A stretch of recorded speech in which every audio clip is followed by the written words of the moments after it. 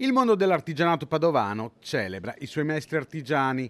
A Padova, nella Sala Rossini del Caffè Pedrocchi, premiati 30 protagonisti dell'imprenditoria del territorio.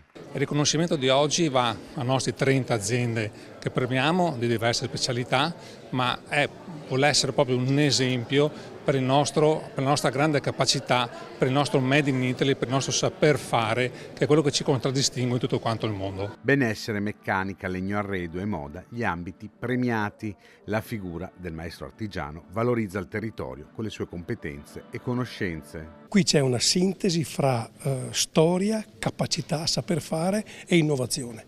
Il passaggio di testimone poi diventa un elemento strumentale importantissimo per continuare a fare l'artigiano in Veneto. Noi non possiamo permetterci il lusso di perdere queste capacità, che sono capacità irripetibili e uniche al mondo. La qualifica di maestro artigiano è titolo istituito dalla Regione Veneto proprio per premiare chi favorisce la trasmissione delle competenze. Ho insegnato il mio lavoro in vari istituti scolastici e adesso collaboro con la CNA di Padova e teniamo dei corsi specifici per le officine, quindi è sempre un imparare per primi e poi un trasmettere agli altri.